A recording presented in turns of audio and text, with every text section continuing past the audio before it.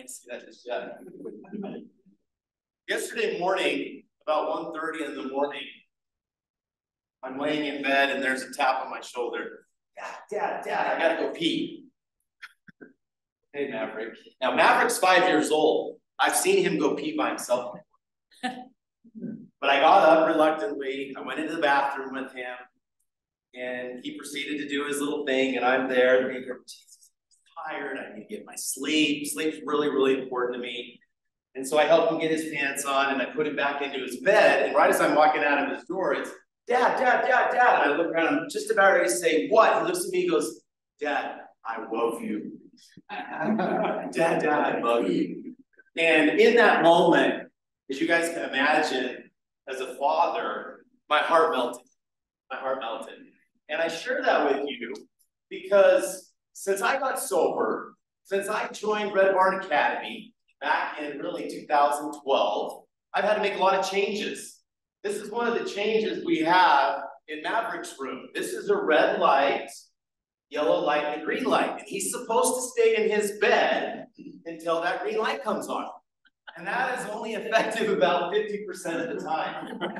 And so I wanted to share that with you because since Maverick has been part of my life, he's a little over 5 years old, I haven't slept in once. I've had completely changed my whole schedule around sleeping. I'm a big fan of sports. Watched a lot of ESPN. You think I watch ESPN anymore?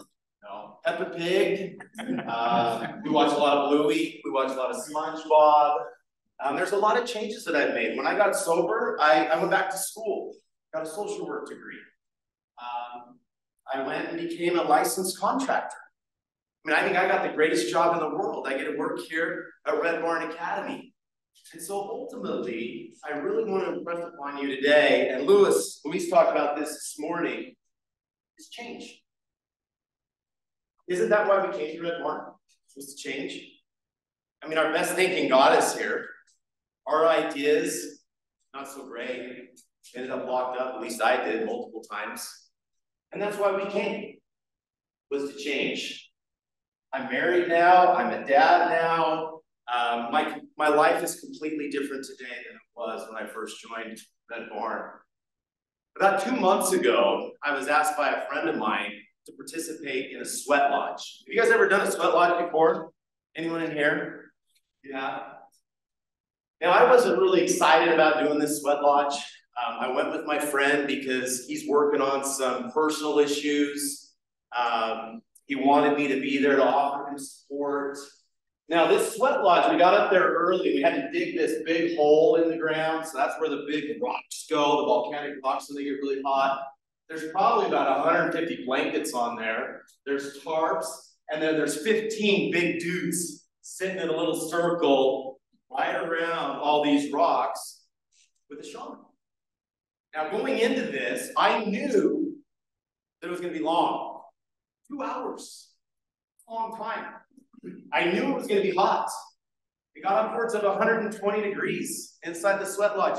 Things start to happen when it gets that hot in your mind, in your body. I knew it was going to be difficult. I knew that going in. I had made a commitment. I had made a commitment to my buddy. I had made a commitment to myself. And I was there to offer support. And I had a lot of support there around me. Now, with all of that information, I remember sitting there in that circle, and as soon as the fire master, they got the rocks all hot, as soon as he closed that door, what did I do? I panicked. I wanted to run. I got claustrophobic. All of a sudden, everything went black. My whole world closed in. I visually saw myself pushing my buddy out of the way, jumping over the fire rocks, and coming out that front door. But I didn't. What was the key? Breath. Back into my breath work. I focused on my meditation. And this right here, I promise you guys, this is the key to everything at Red Barn, sweat lodge, anything difficult in our lives, is acceptance. If we will accept and take responsibility for 100% of everything that goes on in our lives, I promise you, not only will you grow, but you'll find some peace in your life.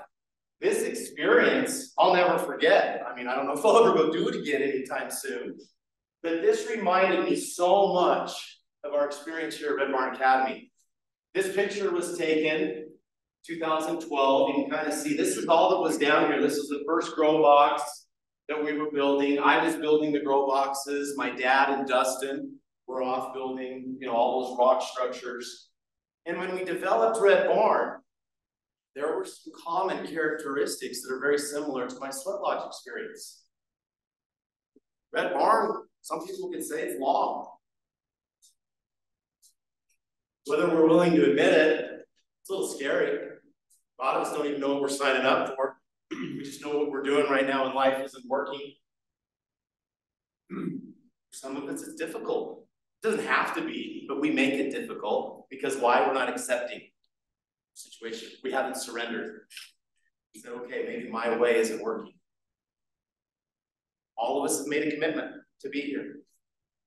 Our hope and prayer, my hope and prayer, is that you guys will honor your commitments and follow through with that. There is not a greater satisfaction and peace of mind that comes into my life than when I honor my commitments.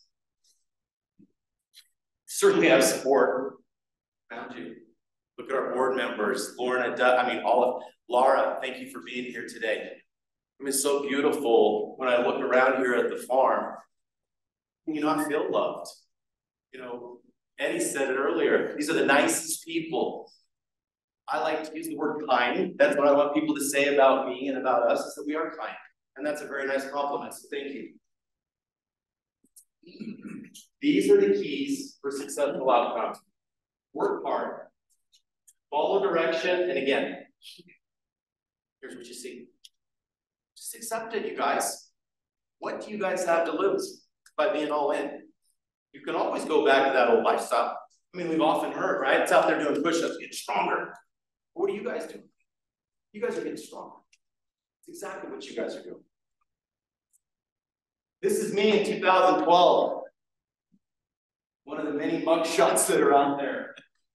But I wanted to share this with you guys because the changes that I've had to make to go from being this person to where I'm at today, it all comes down to this one word right here: sacrifice. What does sacrifice really mean? A lot of times when I go into the jails and present, and I do interviews, I will ask individuals like yourselves that are sitting here, do you love your family? Do you love your kids? And most of the time, the answer is yes, which is so kind of what the word is. It's flabbergasting. Because you're sitting in jail and say we love our family. Love is really sacrifice. It's what am I willing to set aside my needs and wants for those around me. And look what I got out of the deal. I got a miniature wiener dog out of the deal. I wasn't even planning on that. So I was pretty excited about that when Maverick wanted a wiener dog. This is my family today. And the sacrifices that I make, and I would say that the thing that I brag about the most with my position at home is I'm the trash guy, I'm the dishes guy, and I'm the laundry guy. And that's what I do every single day when I leave the house. I make sure all the dishes are done. I make sure the trash is taken out, and I make sure the laundry is done. And when I come home after my day job, guess what I do? I get to be a dad, and I go back to work again. And I get to do the dishes, and I get to spend time with Maverick, and I get to take the wiener dog outside. And, well, she can't play fetch yet, but we chase her around the yard a little bit. And you guys, my life is full today. And I tell you, and especially, you guys in great shirts, stick around. Stick around. Learn from your leaders. Ask these guys that are sticking around for a third year, is it worth it? Ask me, making these sacrifices to go from this guy in old behaviors to where I'm at today, is that worth it? Hell yeah. I feel like the luckiest guy in the world. I honestly, as I stand here before you today, I'm so humbled and so full of gratitude, because if you would have talked to this Michael Haws back in 2012, I wouldn't have planned on being here today. In fact, when we talk about Dustin and we talk about our loved ones that have passed, very easily, it could have been me. Could have been any one of you guys. And it could have been Dustin standing here, telling the story of his older brother, Michael, the loss of life. That's a different story today. It's a different narrative today. And I'm very, very grateful for that. And it is the most important thing that I have in my life today, is my recovery. And it's not a one-size-fits-all, you guys. AA got me sober. I remember early on, my sponsor asked me to go to 90 meetings in 90 days. I fell short. I only went to 87. But my recovery was the most important priority in my life. Because if I don't have this right here, I come right back here. If we don't stay the course, you guys, where are we going to end up? We're lucky to be in a place like this, because most of us should probably be dead or locked up for the rest of our lives. I'm so grateful for second chances. I'm so grateful that you guys would show up and fight one more day. I tell guys all the time, if nothing else, just stay put. Let Red Barn wash over you. Let Red Barn chip off those edges and those rough edges and the trauma and all the hate, the anger. So we can be kind and we can be nice, and that we can make appropriate sacrifices so we can achieve our goals. Because that's where I'm at today. I honestly feel like I've won the lottery.